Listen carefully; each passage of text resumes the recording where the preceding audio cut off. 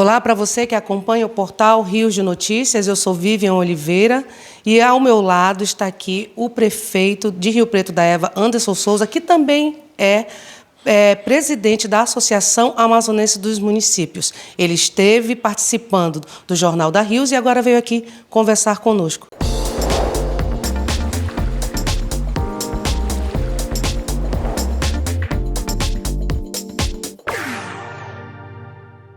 Prefeito Anderson, muito obrigado pela sua presença.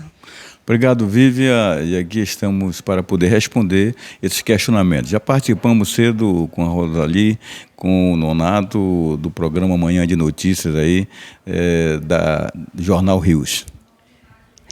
Prefeito, quais são os principais motivos que levaram, falando um pouco sobre o corte, de gastos anunciado ontem, quais são os principais motivos que levaram a Prefeitura de Rio Preto da Eva a implementar cortes de gastos na administração pública? O município de Rio Preto, do mês de dezembro do ano passado até julho deste ano, perdeu mais de 9 milhões de receita. E nós temos que calçar o sapato de acordo com aquilo que o nosso pé realmente ele possa comportar. Quem calça o sapato é que sabe onde aperta. E mediante o não crescimento de receita, tanto do FPM como ICM e o ROID que nós perdemos, nós resolvemos fazer um replanejamento naquilo que havíamos proposto no ano passado. E tivemos que fazer uns cortes específicos, que não pudéssemos agredir, acima de tudo, os programas sociais nossos, que não pudéssemos deixar com que as políticas públicas fossem atendidas. Fato é que as aulas continuam, merenda escolar funcionando, a parte de transporte escolar. Cortamos apenas 2 programas sociais que são Enxerga Mais e Eu Sorria Mais, porque nós já demos, nesses últimos anos do meu mandato, mais de 10 mil óculos, mais de 2 mil dentaduras, e vemos que o programa precisa ser paralisado e nós mantemos só 2 programas sociais importantes, que é o Pão na Mesa, o Peixe na Mesa. O Pão na Mesa beneficia mais de 500 famílias, que todos os dias recebem 1 quilo de pão, são pessoas que estão em estado de vulnerabilidade, como também nós mantemos o Peixe na Mesa, que são mais de 2 mil famílias beneficiadas, uma vez por semana recebem peixe para manter durante a semana a sua alimentação. Então, esses cortes foram necessários. Nós diminuímos a questão de aluguel de veículos, gasto de combustível, o aluguel de máquinas que estavam fazendo recuperação de ramais. Iremos manter apenas aquilo que é convênio com o governo federal, o governo do estado. Agora mesmo nós conseguimos no governo federal já liberar 8 milhões de reais para fazer a recuperação da ZF8, 1 milhão para recuperar o ramal da Ifibram, 2 milhões e meio 3 milhões e 800 para recuperar o ramal da Brama, 3 milhões e 500 para fazer o asfaltamento da comunidade Tracuá, mas isso tudo obra do governo federal. No governo do estado, nós estamos retomando as obras de recapeamento das ruas de 5 bairros, onde o valor de mais de 8 milhões com o GPE. Enfim, as atividades que for de convênio iremos continuar. A suspensão, por exemplo, da Feira da Laranja. Nós temos aí uma promessa de apoio do Ministério da Cultura para o evento, mas nós temos dificuldade da estrutura para poder fazermos com que o evento continue, aconteça. Então eu resolvi, mediante isso, para não ter custo na prefeitura, suspender, porque não é apenas esse custo, tem um custo de logística, eu tenho um custo da guarda municipal, da polícia militar, em que eu preciso da alimentação, eu preciso fazer os anúncios necessários em toda a rede de comunicação. Enfim, são custos que chegam a 300, 400 mil reais. E a prefeitura precisa, nesse momento, economizar. Precisei puxar o freio de mão e é o que eu estou fazendo, aconselhando os prefeitos a puxar o freio de mão, porque nós não temos previsão de melhora. Esse mês de agosto estava previsto no orçamento aumentar 40% no FPM. Quando nós estamos fechando o mês, nós vamos fechar com 13% negativo. Então, em vez de ser positivo, está sendo negativo. Aproveitando esse gancho que o senhor falou a respeito do ICMS, do FPM, eu gostaria de perguntar, como agora o presidente da Associação Amazonense dos Municípios, eu gostaria que o senhor me falasse um pouco a respeito dessa paralisação que está sendo programada para o final de agosto. Dia 30 de agosto, nós reunimos agora o Conselho Político da Confederação, onde os 27 estados, 26 estados e o Distrito Federal participam.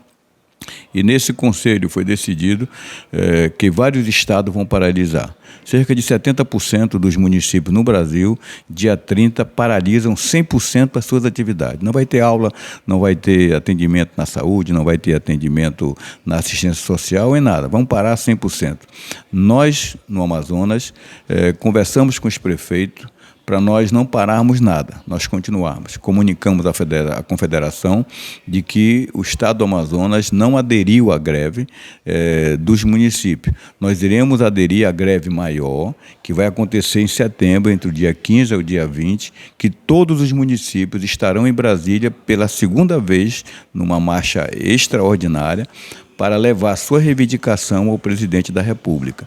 Nós estamos reivindicando que, em vez de o governo federal repassar 1% do IPI que compõe o nosso FPM, do IPI, do Imposto de Renda, ele passe 1,5% para do FPM, para que todos os municípios possam realmente ajustar nas suas contas. Essa é a nossa proposta. E esperamos justamente que o governo possa fazer. Tivemos já a reunião com o presidente da Câmara, tivemos a reunião com o presidente do Senado, levamos a nossa pauta e agora estaremos levando para o presidente da República. Então, nós estamos marcando uma reunião com todos os prefeitos e o presidente da República, reivindicando isto para que nós possamos justamente ter a tranquilidade de terminar o ano com as nossas contas fechando. Então, o senhor considera que essa paralisação em protesto a esses impostos, ao ajuste, ajuda a melhorar a situação financeira do município, dos municípios? Olha, com certeza, se ninguém reclamar, ninguém vai saber aonde está doendo, né? Nós temos que realmente tomar a decisão de dizer aonde está doendo, para que o médico possa dar a solução. Quem é o médico? É o Congresso Nacional, é o presidente da República que possa dar a solução. E se nós não nos manifestarmos e nos acomodarmos mediante a crise que estamos passando, tenha certeza que nós não iremos ter resultado nenhum dentro dessa perspectiva de melhoria da nossa arrecadação.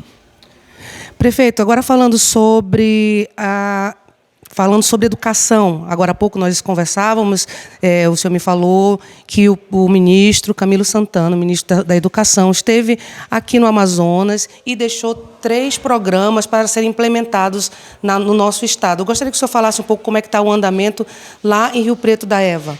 Bem, eu falo em todo o estado porque nós temos aqui, em nome da associação, porque foram 3 programas importantes que foi lançado. Criança alfabetizada, o programa de escola de tempo integral e a retomada das obras paradas. Nós temos 196 obras paradas no Amazonas. Então, nós aderimos ao programa, assinamos um termo de cooperação, um termo de compromisso com o Ministério. O governador do estado se dispôs em colocar equipe para ajudar a trabalhar e, através da Secretaria de Educação, a secretária Cuca, vai poder, junto com a associação, montar uma estrutura de apoio aos prefeitos. Entre elas está, o estado do Amazonas foi o primeiro a aderir 100% o programa Criança Alfabetizada. Nós já temos isso concreto. Foi o primeiro estado a conseguir 100% dos municípios aderir à Lei Paulo Gustavo no Ministério da Cultura, porque houve uma participação do secretário Marco Polo com as prefeituras através da associação. Então, nós estamos presentes em todos os programas. Nós iremos aderir ao programa da adequação das escolas de tempo integral, porque não precisa você ter uma escola construída. Vai precisar apenas você adequar a estrutura da escola para poder ela tornar-se de tempo integral. Nós iremos poder também aderir aos programas são 53 municípios, 54 municípios que têm obras inacabadas. E nós queremos fazer com que todos os 54 municípios que estão com obras inacabadas, eles consigam retomar as suas obras. Nós iremos fazer um trabalho, primeiro, de adesão, que ela vai até o dia 10 do mês de setembro. Concluindo isto, nós estaremos fazendo o levantamento in loco de cada obra que está inacabada, aonde iremos fazer planilha de custo. Com isso, o governador disponibilizou técnicos, engenheiros, junto com a associação, para irmos em cada município e fazermos esse levantamento para podermos inserirmos no sistema do Ministério e o Ministério poder colocar. Vou colocar, então, a obra vai custar R$2 milhões, nós vamos arrumar os R$2 milhões. Isso é que vai justamente fechar esse planejamento. Então, concernente à educação, nós estamos tranquilos. O que é que nós temos buscado com o presidente Lula e, através do Ministério da Educação, há 45 dias atrás, a bancada do Amazonas reuniu com o ministro e com a presidente do FNDE, onde nós colocamos a necessidade de rever custo amazônico.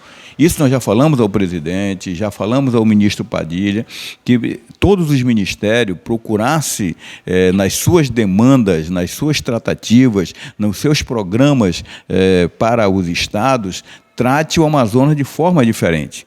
Aquilo que se pratica aqui no Amazonas não pode ser o mesmo preço que está no sul do país, no sudeste, no centro-oeste, até no próprio nordeste. Temos que ter diferença.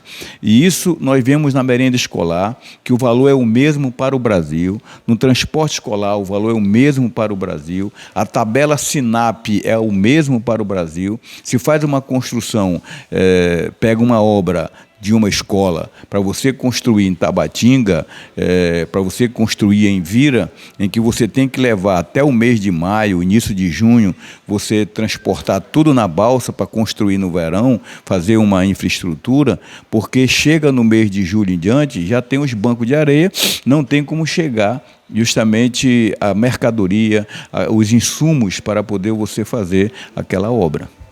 Aproveitando que o senhor falou a respeito dos bancos de areia, né? A gente está vendo aí que há uma necessidade de uma preparação para a estiagem. E como é que está sendo essa preparação de Rio Preto da Eva e dos outros municípios? O senhor tem alguma informação para dar a respeito dos outros prefeitos? Como é que está sendo essa preparação? Bem, todos os municípios sofrem tanto na cheia como na estiagem. Nós temos duas situações bem distintas. A partir de novembro começa a chuva, pela programação hoje que nós temos, pelas informações que nós temos, deverá o verão amazônico ele ir até janeiro. Então, diferente dos outros anos, que em novembro começa o período chuvoso. Então, a programação, a perspectiva é de ir até janeiro. Depois de janeiro, nós teremos justamente a estiagem, começará o inverno, chuva.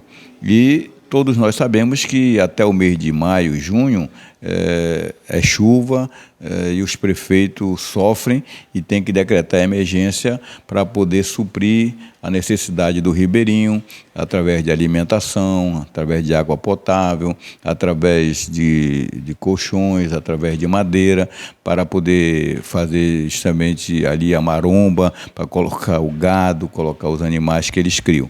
Então, isso é uma necessidade no inverno. No período do verão, é justamente a seca grande, em que fica difícil o acesso à comunidade por barco e longas caminhadas, mas tem muita dificuldade porque nós vamos ter chavascal, nós vamos ter muita água misturada com lama, com areia, com o barro em si, e dificulta a chegada de todos os nossos administradores e até os programas sociais chegarem nessas comunidades. Então, existe hoje mais de 20 municípios que já decretaram o estado de emergência. O primeiro município foi Benjamin Constant, que decretou, na realidade, no dia de ontem, e os demais municípios estão acompanhando isto. E a associação está com um grupo de trabalho sobre meio ambiente, fazendo um acompanhamento para que possa o governo do estado homologar e possa encaminhar para Brasília essa homologação e fazer o reconhecimento que vai ser feito pelo governo federal. Feito o reconhecimento, é publicado no Diário Oficial da União, e aí pode o município receber verba em cima daquilo que ele programou no plano de trabalho, tanto no governo do estado como no governo federal. E eu acredito que nós iremos poder participar bastante. O sofrimento dos munícipes são muito amplo. Nós vemos aqui o estado, tive ontem vendo o prefeito, conversando com o prefeito de Tabatinga, o prefeito de Benjamin Constant, o Davi, o Saul, e eles me mostravam a dificuldade que eles estão tendo, porque 5 quilômetros antes de chegar na cidade está o barco encalhado. O barco já está num banco de areia e precisa, não tem canal, não há o desassoreamento do rio, a dragagem, que precisa ser feito. Então, está ali no parado o barco, tem que ir pequenas embarcações de rabeta, pegar a mercadoria, levar para a cidade para abastecer, para não sofrer o desabastecimento. Até mesmo a questão da iluminação, que se sofre bastante, porque se não chega ali o óleo diesel para poder alimentar as usinas termoelétricas, então nós vamos ter dificuldade de iluminação dentro daquele município. Então são problemas diversos que nós estamos convivendo, mas esperamos que o governo seja sensível e nos ajude a encontrar maneiras de auxiliar os municípios nessas dificuldades que hoje estamos passando. Você acabou de ouvir e de ver o prefeito Anderson Souza, prefeito de Rio Preto da Eva, esclarecendo e expondo seus planos a respeito da estiagem, sobre a administração pública de Rio Preto e também como gestor da Associação Amazonense dos municípios. Eu gostaria de agradecer, prefeito, pela sua participação, por ter vindo à Rede Rios de Comunicação, dar essa contribuição para a gente. Muito obrigado, e eu me coloco à disposição de todos vocês para que possamos informar, colocar vocês a par de tudo aquilo que acontece dentro do município de Rio Preto da Eva, como também de todos os municípios do Amazonas, porque dia a dia eu tenho acompanhado isso, tenho estado presente, sou um prefeito presente tanto no Rio Preto, como o Rio Preto é próximo de Manaus, então eu fico sempre no Rio Preto e fico sempre à tarde aqui em Manaus na associação, trazendo informações, procurando me inteirar dos programas e, junto com o governo, fazendo o melhor para você. Lembrando que essas e outras informações e notícias você acessa no portal riosdenoticias.com.br. Não esqueça de curtir e compartilhar. E muito obrigada pela audiência. Até a próxima.